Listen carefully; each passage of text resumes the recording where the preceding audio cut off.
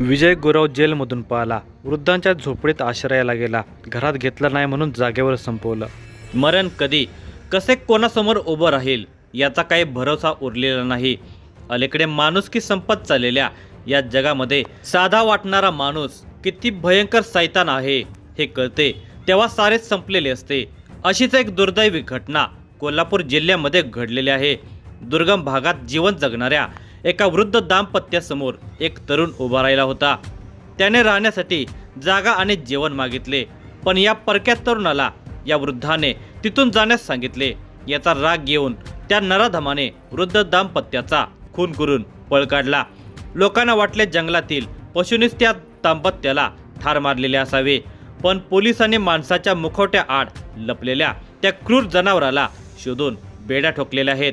या धक्कादायक आणि क्रूर अशा घटनेची सविस्तर वृत्त पुढील प्रमाणे आपण पाहणार आहे. पण तत्पूर्वी तुम्ही जर या चॅनेलवर जर नवीन असाल तर प्लीज आपल्या मराठी चॅनेलला नक्की सबस्क्राईब करा. शाहूवाडी तालुक्यातील परळे निनाई येथील गोळवणे वस्तीवर निनू यशवंत कंक वय वर्षे 75 व त्यांची पत्नी रुक्मिणीबाई निनू कंक वय वर्षे 70 हे दाम्पत्य शेळी पालनाचा व्यवसाय करत होते. दिनांक 17 ऑक्टोबर 2025 पासून हे दाम्पत्य गायब होते.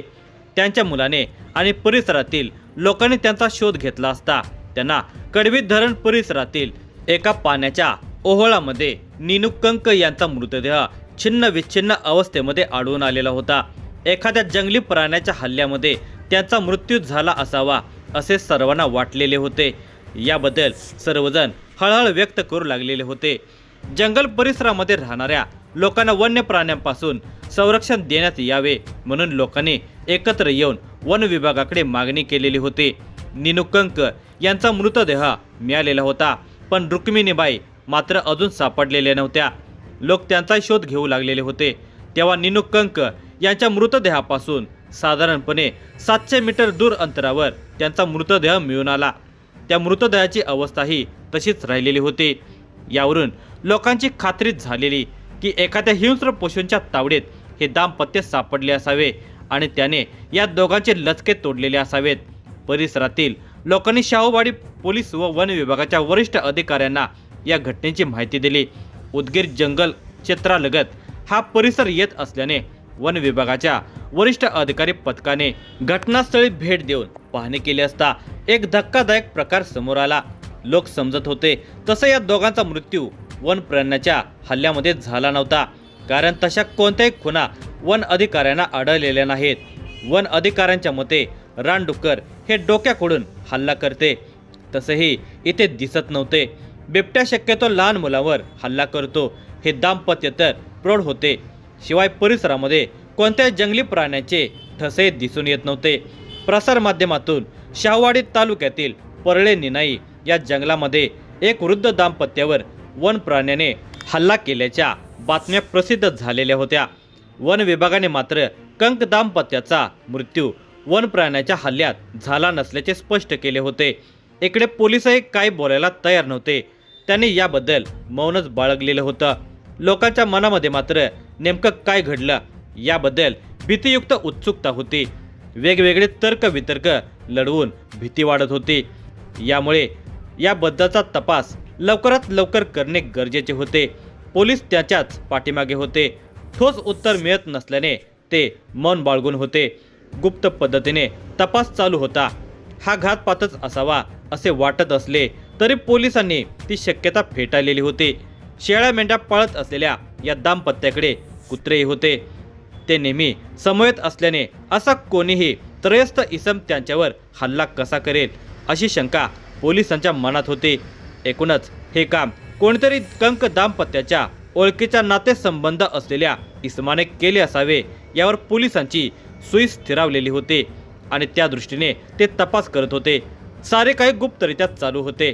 इकडची बातमी तिकडे जाऊ नये याबाबत खबरदारी घेऊन पोलीस कंक दाम्पत्याच्या नातेवाईकांच्याकडून व गावातील लोकांच्याकडून माहिती घेत होते. यासाठी शाहूवाडी पोलीस तसेच गुन्हे अन्वेषण कोल्हापूर अशी 2 पथके कार्यरत होते. पोलिसांनी कंक दाम्पत्याच्या नातेवाईकांची चौकशी केली, तसेच गावातील काही व्यक्तींची चौकशी केली असता त्यांना विसंगती माहिती मिळाली. यावरून खुनाचा संशय अजूनच बळावला. कंक दाम्पत्याचा परिसरामध्ये कोणाशी कोणत्याच प्रकारचा वाद नव्हता. कंक दाम्पत्य शेळीपालन व्यवसाय करत होते, तेव्हा बोकडांची खरेदी विक्री यावरून ते केव्हाच वाद करत नव्हते. शेती, दागिने किंवा मालमत्तेसाठी वाद होणे याची शक्यता धुसर होते. ते झोपडी वजा घरात शेळ्या मेंढ्यांच्यासह राहत होते. नीनू कंक यांचा मृतदेह पाण्याच्या प्रवाहात टाकणे आणि रुक्मिणीबाईचा मृतदेह 700 मीटरवर टाकणे हे एकट्याचे काम नव्हते. तसेच एकाच वेळी दोघांच्यावर हल्ला करून मारणे हे शक्य नाही. या घटनेमध्ये निश्चितच एकापेक्षा अधिक संशयितांचा हात असणार. संशयितांनी शांत डोक्याने घटना घडवून आणलेली होती आणि एखाद्या प्राण्याच्या हल्ल्यामध्ये त्यांचा मृत्यू झाल्याचे भासवलेले होते. पण वन अधिकारी आणि पोलिसांनी तपास करून ही शक्यता फेटाळून लावलेली होती. तपास तसाच सुरू होता. पोलीस निरीक्षक रवींद्र कळमकर, सहाय्यक पोलीस निरीक्षक सागर वाघ, उपनिरीक्षक शेष मोरे यांच्या पथकाने गोळवणे परिसरातील एका फार्म हाऊसमधील CCTV फुटेज आणि कडवे येथील एका फुटेजद्वारे गुन्हेगाराचा शोध घेतला. संशयित विजय मधुकर गुरव, वय वर्षे 48, शिरगाव तालुका शाहूवाडी पोलिसांच्या नजरेस आला. त्याच्याकडे चोरीतील मोबाईल होता. त्यावरून पोलिसांना त्याचे लोकेशन मिळाले. तातडीने त्याला रत्नागिरी जिल्ह्यातून अटक केली. अधिक चौकशीमध्ये त्याने गुन्ह्याची कबुली दिली. कोल्हापूर आणि सांगली जिल्ह्यामध्ये 20 पेक्षा जास्त गुन्हे दाखल असलेला विजय गुरव हा सराईत गुन्हेगार आहे. खून आणि पोक्सोच्या गुन्ह्यात तो सांगलीतील कारागृहामध्ये शिक्षा भोगत होता. वर्षभरापूर्वीच त्याची सुटका झालेली होती. दुचाकी चोरीच्या गुन्ह्यात चौकशीसाठी त्याला पोलिसांनी ताब्यात घेतलेले होते. चौकशी दरम्यान त्याला पोलीस मुख्यालयामध्ये ठेवलेले होते. दिनांक 7 ऑक्टोबर 2025 रोजी रात्री 11च्या सुमारास पोलिसांची नजर चुकवून तो मुख्यालयातून पळून गेला होता. त्यानंतर आठवडाभर तो शाहूवाडी तालुक्यातील दुर्गम भागात फिरत होता. गोळवणे येथील कंक दाम्पत्याचे घर त्याला लपण्यासाठी योग्य वाटले होते. तेथेच आश्रय मिळावा आणि जेवणाची सोय व्हावी असा आग्रह त्याने कंक दाम्पत्याकडे धरलेला होता. मात्र नीनू कंक यांनी याला विरोध केला. याच रागातून गुरव याने नीनू कंक यांना बोलण्यात गुंतवून घरापासून काही अंतर दूर नेले. तिथे डोक्यात काठी आणि दगड घालून त्यांचा खून केला. त्यानंतर घराकडे येऊन रुक्मिणीबाई यांचा खून केला.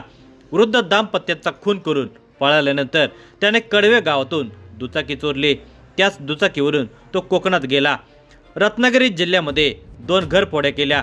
तो आणखी काही गुन्हे करण्याच्या तयारीत होता. दरम्यान दिनांक 19 ऑक्टोबर रोजी कंक दाम्पत्याचे मृतदेह आढळल्यानंतर बिबट्याच्या हल्ल्यात त्यांचा मृत्यू झाला असावा अशी शक्यता वर्तवली गेली. मात्र वन विभागाने ही शक्यता फेटाळताच पोलिसांनी सखोल तपासाला सुरुवात केली. स्थानिक गुन्हे अन्वेषण शाखेने केलेल्या कौशल्यपूर्ण तपासामुळे सराईत गुन्हेगार विजय गुरव याला अटक करण्यात आली. अन्यथा बिबट्याच्या हल्ल्यात मृत्यू झाल्याचे समजून या गुन्ह्याचा तपास पुढे झालाच नसता आणि गुरव याने केलेले 2 खून पचले असते. पोलीस अधीक्षक योगेश कुमार यांच्या सूचनेनुसार स्थानिक गुन्हे अन्वेषण शाखेचे निरीक्षक रवींद्र कळमकर तसेच सहाय्यक पोलीस निरीक्षक सागर वाघ, उपनिरीक्षक शेष मोरे, अंमलदार हिंदूराव केसरे, राम कोळी, सुरेश पाटील, रुपेश माने, विनोद कांबळे, राजेंद्र वरंडेकर आणि अमित सरजे यांच्या पथकाने हा तपास केला. घटनेचा अधिक तपास शाहूवाडीचे पोलीस निरीक्षक विजय धिरडे यांच्या मार्गदर्शनाखाली शाहूवाडी पोलीस पुढील तपास करत आहेत.